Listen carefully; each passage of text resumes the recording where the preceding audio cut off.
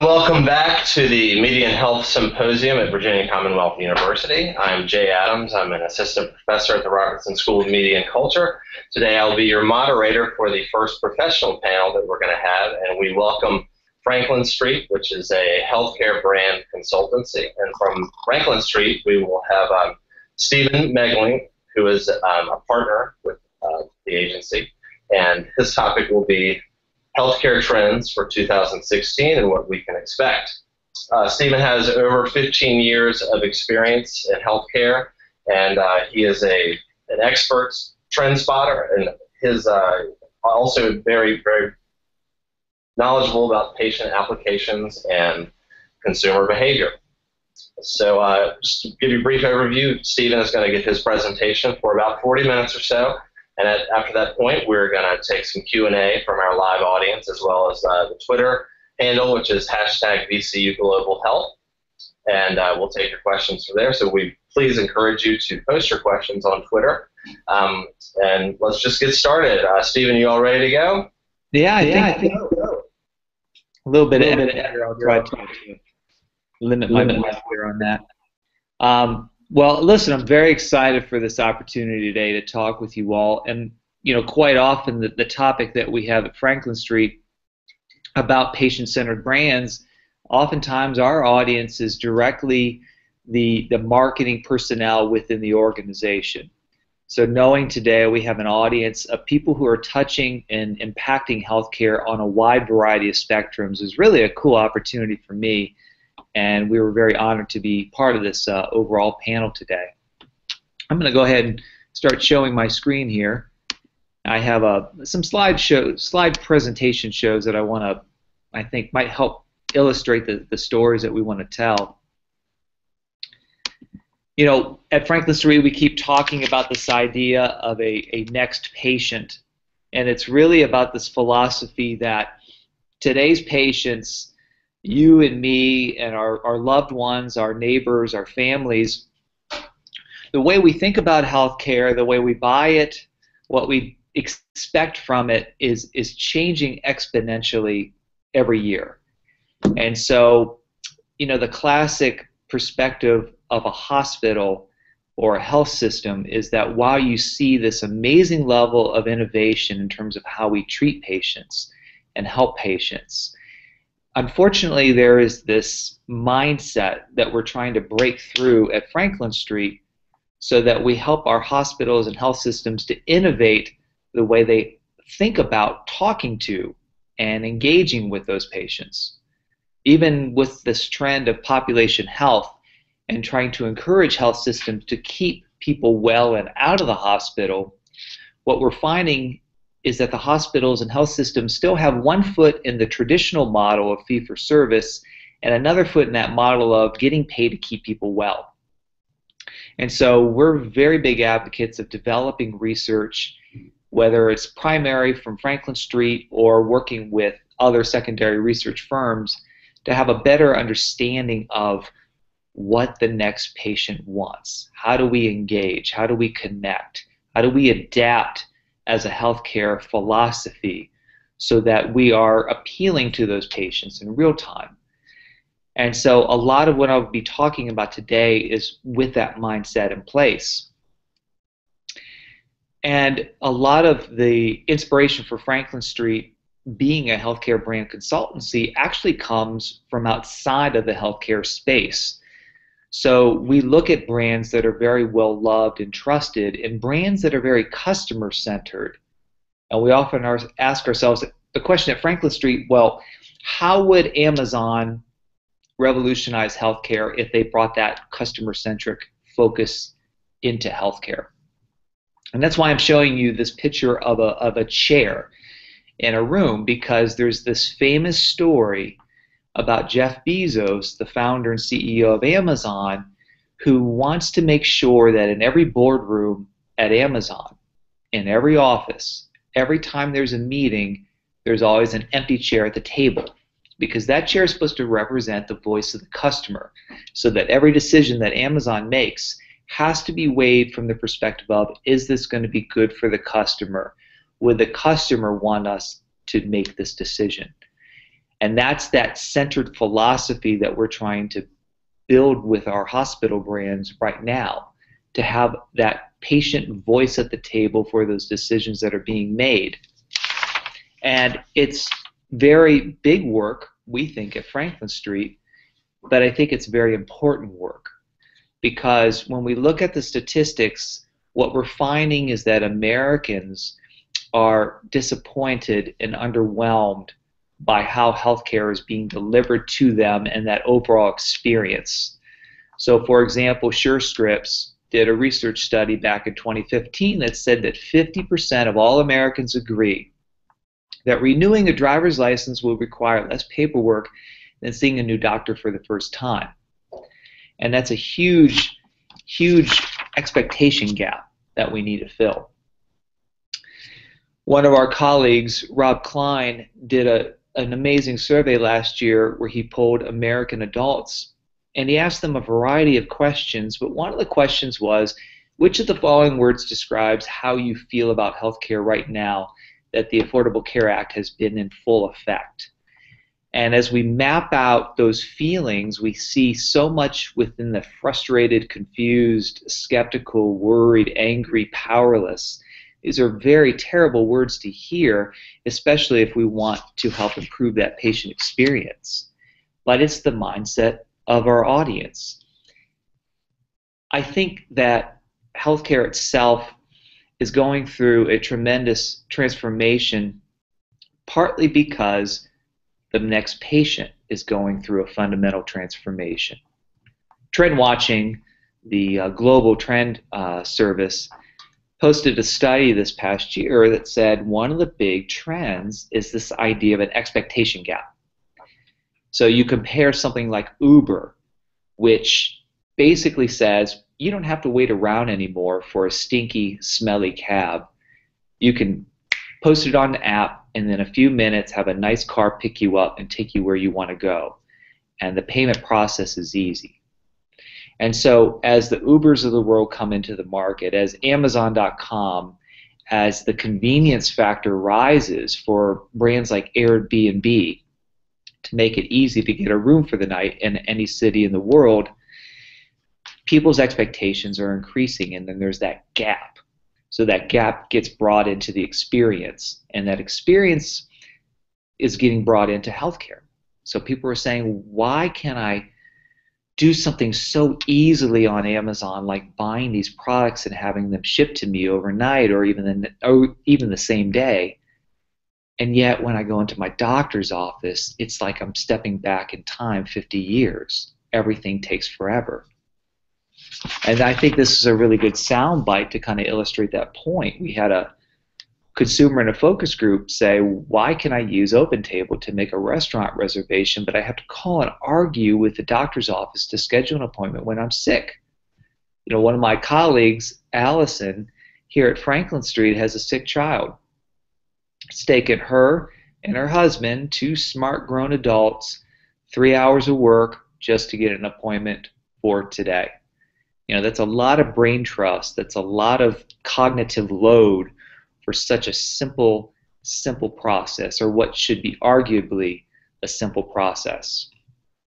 Now, I do want to provide the caveat for those of you on this Hangout who are embedded within the healthcare space, perhaps in a hospital or a clinic setting. Please understand that I'm sharing this research and these findings and recommendations with you, not to say do your job better, but to empathize with you. Because even though Franklin Street is a consultancy, we work with hospitals day in and day out, and we know the pain and the challenge it takes just to do one simple change. There's just a lot of infrastructure, a lot of bureaucracy, a lot of forms and regulations that you have to follow. So by virtue of sharing this information, it's not to say do your job better, it's to say we hear you, we know it's hard, here's what customers, here's what patients want, how do we get there? It's all about the bigger future. There are some really beautiful bright spots within this fabric or tapestry of that next patient that I think all hospitals, all health brands in general can really leverage. And one of the trends that we're seeing is that we think that today's health audiences have what we call a web-first attitude. And it's this idea that patients these days, whenever they have the health-related need, the first thing that they do is they go online. In fact, literally the first thing they do is go straight into WebMD or Google search before they talk to their physician. Now, we've seen these statistics over the last few years, and I believe that 2015 was the first year that consulting your personal physician was not in the top 3 list. I think that's really powerful. And it's probably a little scary if you're in the traditional healthcare delivery model, because WebMD, Google, Friends and Family, by virtue of Facebook, are that destination source, that first step in the healthcare buying cycle. We see from Pew Research that at least 72% of internet users say that they have gone online to look for health information in the last year. And we see from a Google Think study that of patients who have found hospitals on their smartphone, 44% scheduled an appointment. Now, when I look at these statistics, I see what it seems to me very obvious. Of course people are going online. Of course people are asking friends and family. Of course people are using their smartphones to book appointments.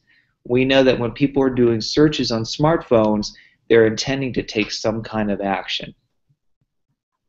The challenge, though, is that hospitals in particular have not followed suit, that there is this lagging disconnect between what the next patient is doing and how she is involving herself in the healthcare delivery process and getting that information, and what the hospitals are doing to service that.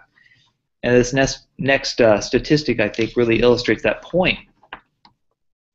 About 30% of all adults have been to a hospital website in the past 90 days, 3 months. What's interesting is when I saw the same survey done a year prior, only 11% of the population had visited a hospital website. Now, clearly, there's exponential growth in a person's wanting and needing to go to a hospital website for information. And yet, when I've seen similar studies done relative to the experience that most people have on a hospital website, there's this huge expectation gap. Most of the desired goals of going to a hospital website are not being delivered among the average adult. But what are people doing on hospital websites? This is from the same Klein and Partner study. So top 10 reasons people go to sites. They get directions. They go to patient portal. They may review a bill or pay it online. They look at test results, also aligned with the patient portal. They schedule or change appointments. They find information on physicians. They might check an ER wait time. They learn more about the hospital. Until you get to the 10th thing, these are all very transactional needs, very black and white. I want to get this thing, I want to check out that thing, and I want to be on my way. What we're hoping to see as time goes on is that healthcare brands, and in particular hospitals and health systems which are lagging in this conversation, start to shift from having transactional services or transactional experiences with their website to having patients have transformational experiences. And what do I mean by transformational? I mean, if I think I have a heart condition or I've been diagnosed with AFib, I might have a lot of fear. I might have a lot of questions. I might need some hope that this is something that's not going to hurt my quality of life. Or maybe that there are treatment options out there that my first physician that I spoke with didn't provide to me. As hospitals begin to embrace the concept of the next patient, this idea that they're going online, that they're more engaged, that they have a higher expectation of what they want from a brand relative to trust and information and resources, those hospitals can create transformational experiences relative to providing great information, timely information, relevant information, being able to start building rapport with that audience. And it doesn't have to mean making it easy to get an appointment to see a cardiologist, although that could be part of that transformational experience. It could simply mean feeling really connected to that healthcare provider along that journey to being well again or staying well. And along those lines, one of our colleagues is a research firm in the Northeast named Bowman, and they did a very cool qualitative study last year, all on their own. They wanted to test and ask some questions that I thought were very profound, which is basically, how can a hospital or a health system have a more transformational experience with that audience? So they led a group of women who made up a wonderful demographic across all psychographic demographic points across the country, about 15 women in all, and they led them on a 3-day journey of an online cloud atmosphere where they could talk and share and connect in real time and post videos. And one of the first questions that Bowman did was to find out what people really wanted from healthcare, what they really felt was lacking, was to say, okay, before we go into hospitals and healthcare providers, clinics, and so forth, tell us the brands you love. Tell us the brands that just really connect with you. And so out of that question set, 2 brands really rose to the top, Amazon.com and Apple. Probably no surprise to you on this hangout today. And they said, okay, what is it about Amazon that is so trusted? Why do you love this brand so much? And they said, well, it's a personalized experience. You know, Amazon collects information about what I buy, which in turn allows me to rebuy those items later very easily, or suggests items that would make enrich my life in one way or another. Amazon also makes the experience painless. You know, they just make the one-click shopping cart simple. It's also a predictable experience. Every time you visit Amazon, you have a certain expectation that it's going to be a smooth, easy process to find what you want, get it, and be out the door. Amazon is also very well known for its customer relationships. And so that there is a problem, Amazon works very hard to make it right. And the average person, woman, next patient doesn't always know about the backroom technology that makes all of this possible, but they do recognize when a brand has advanced technology. And they said Amazon's definitely has that.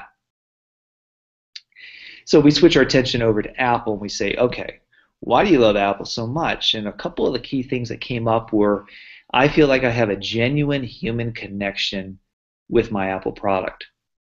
And I personally can really relate to this. My Apple iPhone is an extension of me. It's always within 2 feet of me.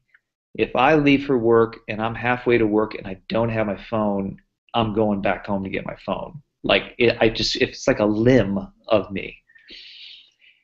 People also talk about this idea of cross-product integration in the cloud. So you can have all of your photos beamed across all of your devices, and Apple makes it relatively simple for this to happen. And of course, they're very well loved for their advanced technology. Now, why am I sharing all of this with you? Because within this focus group, these women were able to identify, based on these brand attributes, how could an Amazon or how could Apple really revolutionize the healthcare experience to fill what's missing? And that was one of the first questions. What if Amazon's personalization attribute was applied to healthcare? What would that look like? And so what people are saying is, knowing that my healthcare professional doesn't need to re-know me each time I see them is exciting. Focus group participants, were sharing very similar stories that you might be able to relate to as well, which is to say, every time I come in for an appointment or an exam, I feel I have to reintroduce myself to the person at the front. reintroduce myself to the nurse who walks me back, reintroduce myself to the second nurse who comes in before the doctor, reintroduce myself to the physician when he comes in. And so it's this process of over and over again having to explain who you are. And that process of reintroducing yourself doesn't end when the office visit with the physician is over. As a patient or as a customer of this healthcare journey, as you're walking out the door to pay your bill, you have to reintroduce and explain who you are on checkout too. And so being able to have that integrated experience from every touch point would be such a profound transformation of what it would mean to go see your doctor. And then we said, okay, what if we wanted to create more opportunities for personalization? What would that look like? So one, demonstrate familiarity with me throughout my visit. Like, give me clues or indicators as a patient that you know my name is Stephen, that you know my family history, that you know what's important to me, that I don't have to feel like I'm having to shake hands with the same person 20 times and saying the same things. Make things like appointment reminders automatic. You know, let me have a text message to remind me the day of my appointment. If I forget, currently within this healthcare model, that I have an appointment, then it's on me. Help me stay in front of my health. Bundle my visits together. You know, quite oftentimes you go in to see the doctor, he says, we need lab work done, or we need this, and then you got to come back, or you got to go over here, you got to go over there. And oftentimes these visits are for what we would call routine services. So how do you create an experience where you can bundle all of that? Because as a mom or as a father, as a business person, as just a simple human being, our lives are complicated. Our time is limited. And if you could make that overall healthcare experience faster and more efficient for me, people will be grateful for that. Giving me preferred appointment windows of time.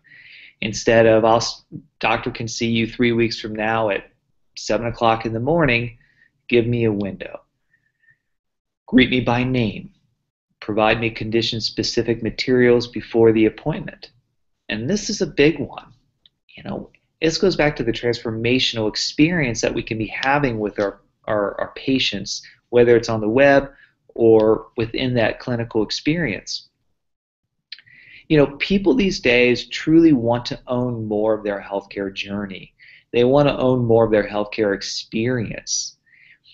I remember years and years ago when President Obama, just before he came into office during that narrow window after he won the election and then January, I was invited to participate in a panel that he was hosting on how to transform healthcare.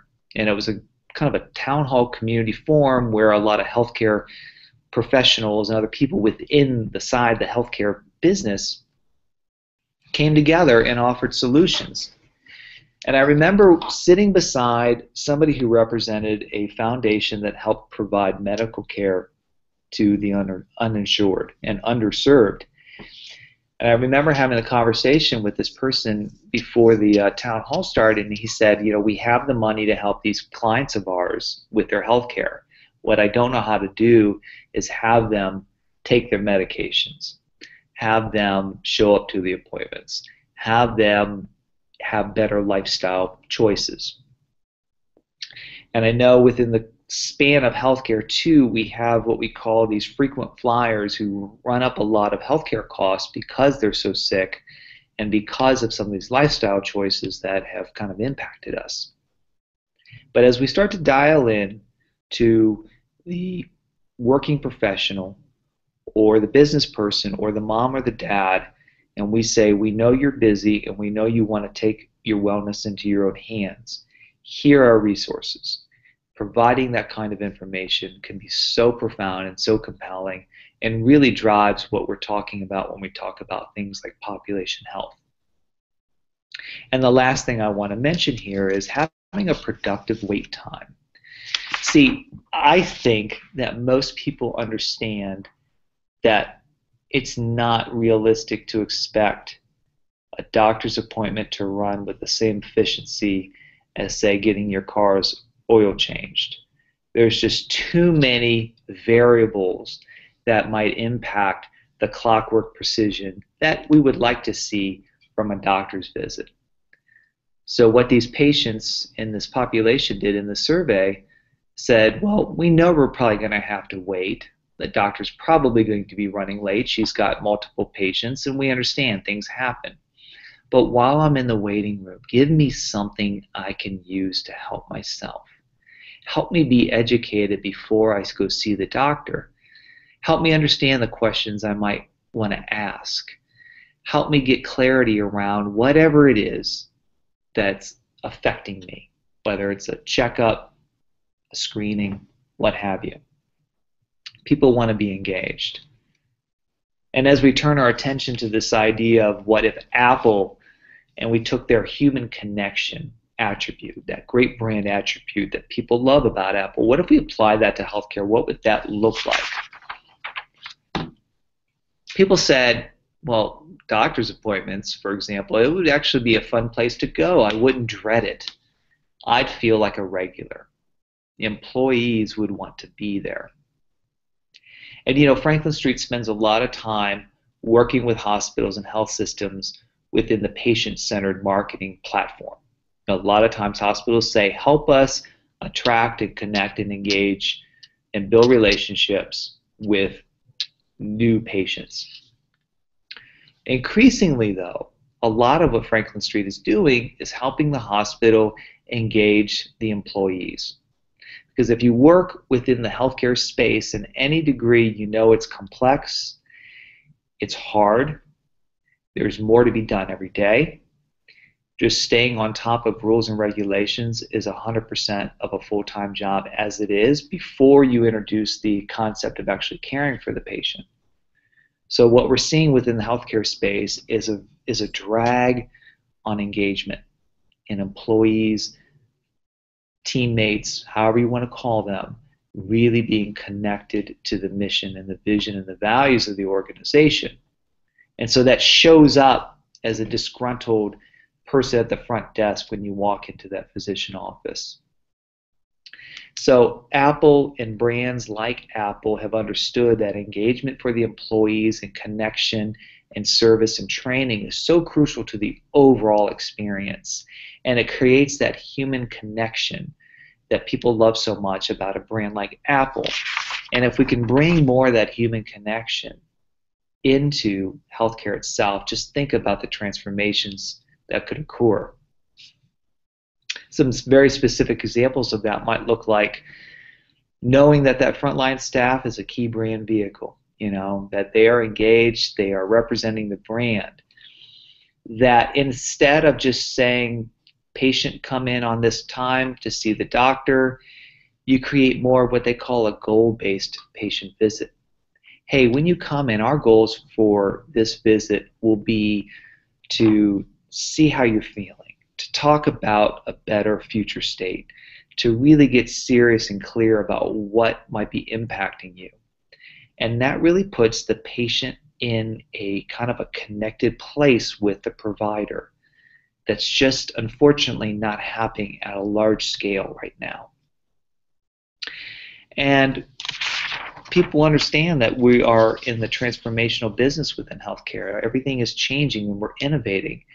And what we're seeing more and more is people raising their hands as patients and saying, hey, I'd like to participate. I'd like to be part of a pilot program, whatever that might be, whether it's testing out and using a fitness app or a calorie counter app as part of a doctor's visit. More and more the patients these days are more open and asking to participate in that process. The caveat is that we have to encourage and allow that participation, because there is great work to be done. Part of the Bowman study was simply to kind of assess what the average experience for a patient looks like. And what you're seeing here, and I know I'm sure it's rather small on your screen, but each of these dots represent a touch point in the patient journey for an average exam.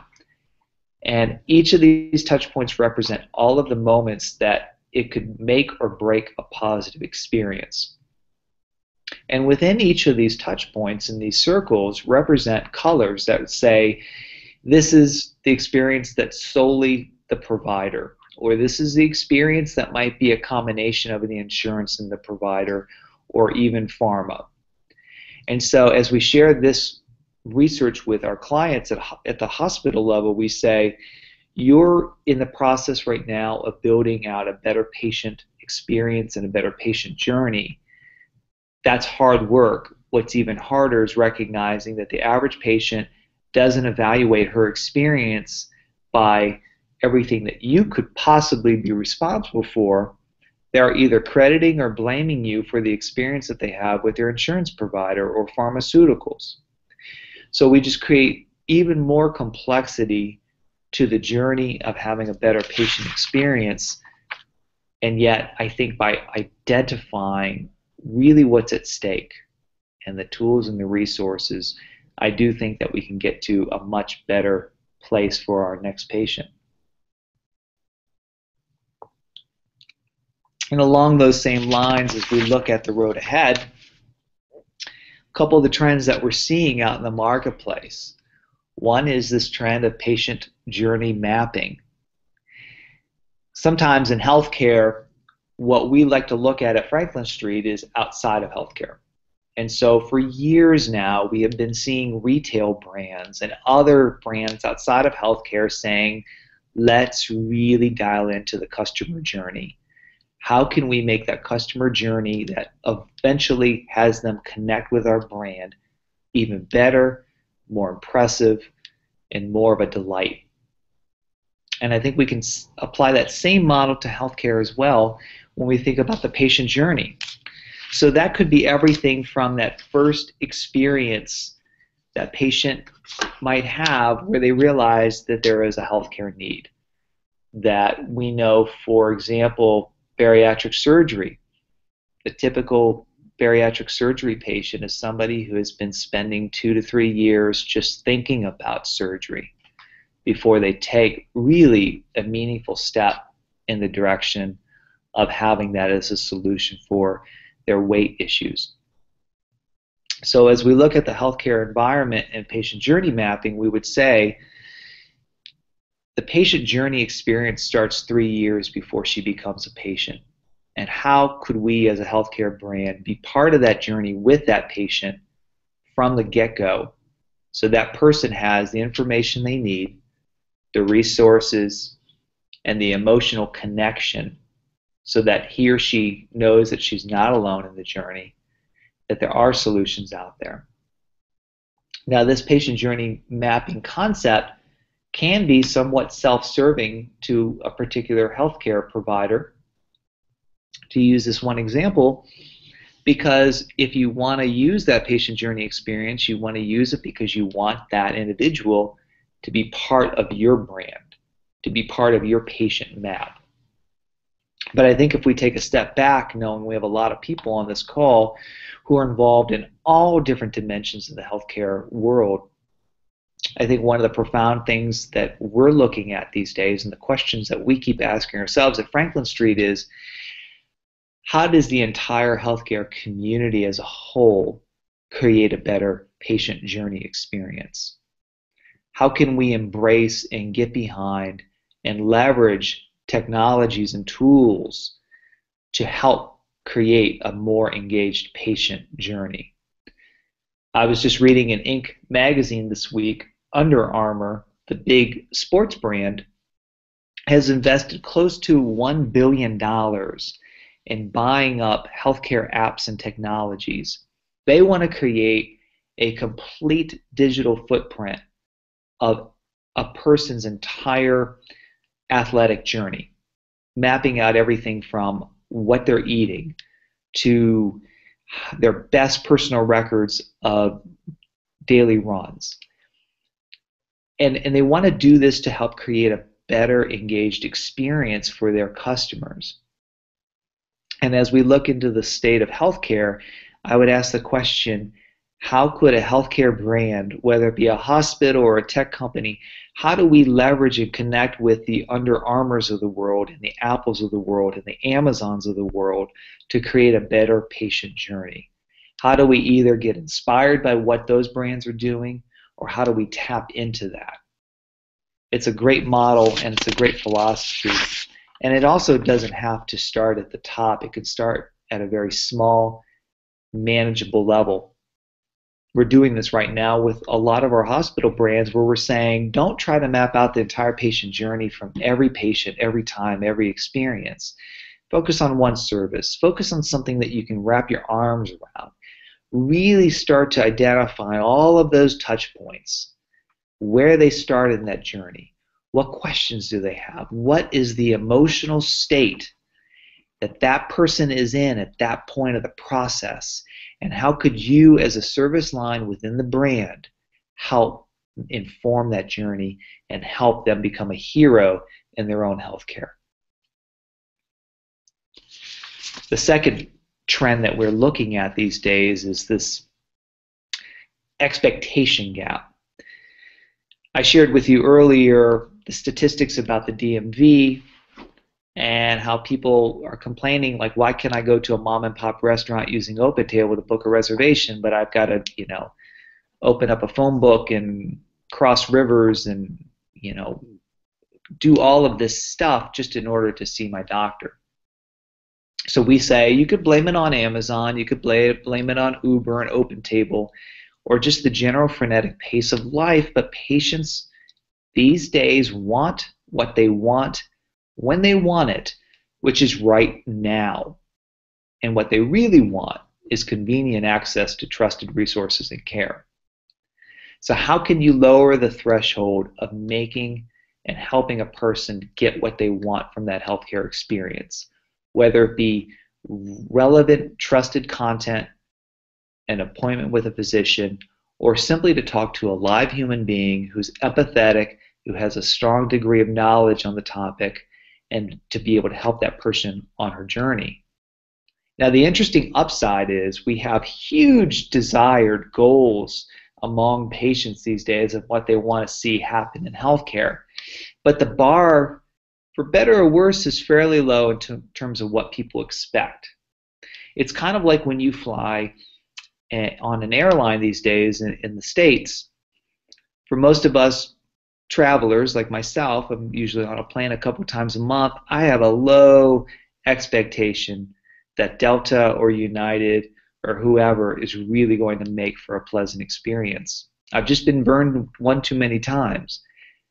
But when I do get that positive experience, even if it's a subtle thing, I think, wow, that was pretty good.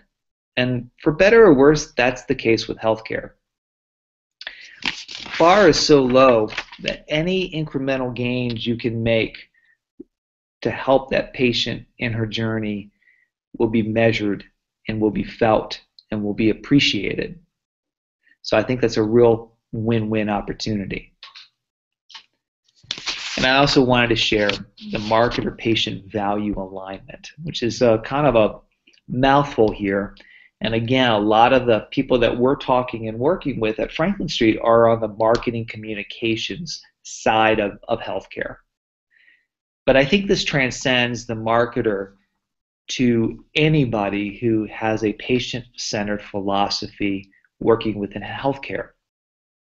See, in the old days, 10 years ago, there was this motto called physician as gatekeeper. And so I remember 12, 13 years ago, I would go to these healthcare marketing conferences and they'd say, well, tell me about Franklin Street. Well, we create advertising that helps connect patients with hospitals and blah, blah, blah. And I would quite often get people say, well, I'm not sure why a hospital needs to advertise because it's the physician who drives all of the patients coming in the door, with the exception of perhaps maybe an ER, or emergency room. What's happened these days is that we're seeing, as I've shared with you in the research, the rise of the demands of the patient these days. They are going online. They are asking questions on Facebook. They are expecting certain things from that healthcare experience. They have more decision-making power.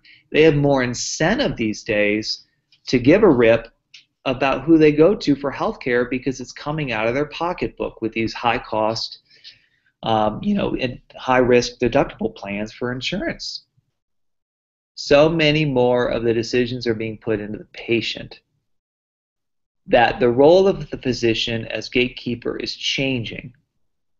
Certainly in certain circumstances, you see a high level of physician as gatekeeper, but increasingly patients are choosing themselves first when it comes to how they decide where and how they want to get health care. They have more access to resources. They realize that they need to ask better questions to be better informed.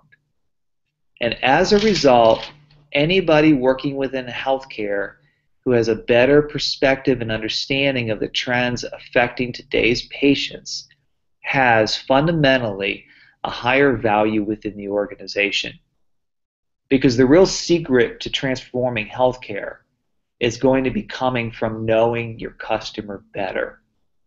And the more you know about the patient, the more you know about how she's utilizing different technologies and platforms, how healthcare is evolving in her life on a consistent basis, the more informed you can be in encouraging your stakeholders within your organization to go to the next level, to not be caught within the gap of what people want and what people expect. And ultimately, I think that's the real opportunity here. Ultimately, that's really what I think it's all about. And one of the last things I just want to quickly mention before I turn it back over for Q&A is a philosophy that we have at Franklin Street, which is that if we can focus more on a bigger future and understanding what really we're here to do, which is to help put a dent in the way healthcare is thought about and delivered and connected on a consistent basis with today's patients, everything's going to be better. And as we talk about this philosophy with our clients and our colleagues, we say, look, there are so many obstacles in doing the right thing within healthcare these days. There's politics and bureaucracy and meetings after meeting after meeting. But if we can create a compelling future for where healthcare is headed and how to get there, suddenly what we call the big obstacles really look like small little ankle biter obstacles. They're almost irrelevant, if not completely irrelevant. And so by casting vision on where we need to go and the power and the change and the transformation occurring at the patient level, we can get our organizations to focus more on doing the right thing instead of the status quo.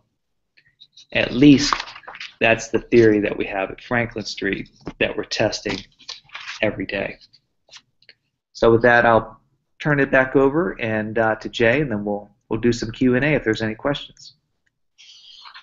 Thank you so much, Stephen. We're going to ask our live audience as well as everyone on Twitter for questions right now. Once again, keep posting your Twitter questions on Twitter at #VCU Global Health.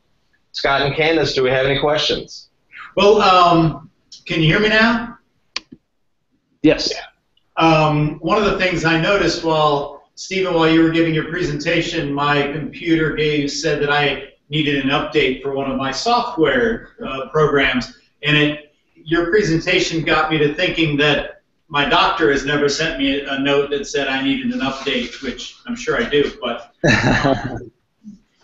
so one of the questions is, Franklin Street has published the 2016 healthcare marketing trends. If somebody wants a copy of it, do they need to go to Amazon?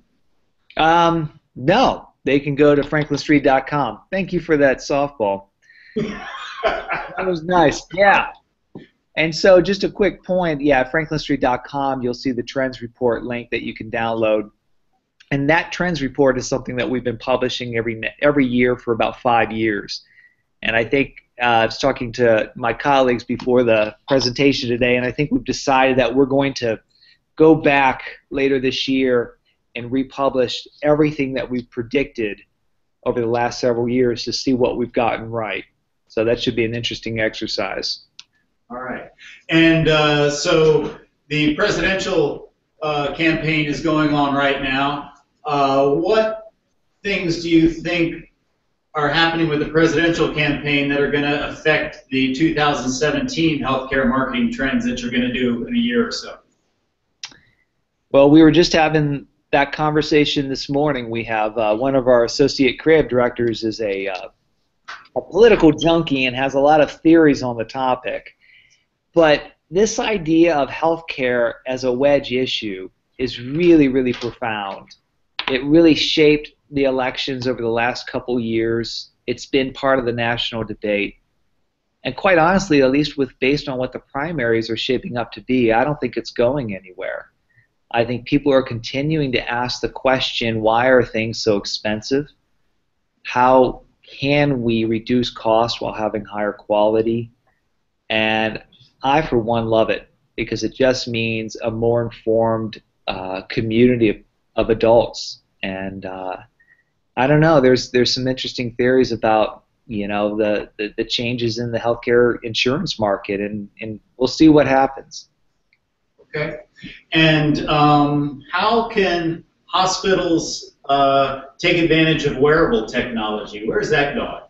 Well, that's an interesting question, and I'm kind of hoping that we see a lot more momentum with that within the traditional hospital space. I will tell you that there are some very progressive health systems out here in the country that are doing cool things. I think Ochsner, based out of maybe Louisiana, actually partnered with Apple with their health kit. And so when a patient portal record comes through, if you're an Ochsner patient, a lot of that patient information that you've requested that you would want access to will show up on your iWatch or your iPhone, and we love that. And I mentioned the point about Under Armour investing about $1 billion in wearable technology and data points. I'm hoping that some enterprising health systems step up and say, we'd like to participate in that process. And because when we could connect all of those data points together and create a more holistic, quantified self, I think we can only expect people to be healthier, more engaged, and reduce the overall cost and burden within the healthcare system. All right. Any questions from the studio?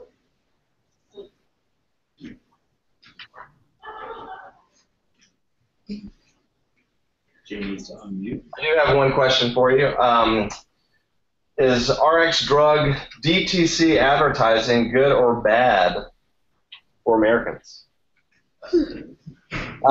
So Jay, are you answering that for me? No, that's for you. I'm not sure I understand the context. Maybe ask me again. Okay. Is RX drug direct-to-consumer advertising good or bad for Americans? Oh, okay. All right. Well, do you have about 3 hours? I think anytime we can have a conversation and open the door up to health conditions is a good thing. But unfortunately, I think the average person probably feels that pharmaceutical advertising in general is probably not a good thing.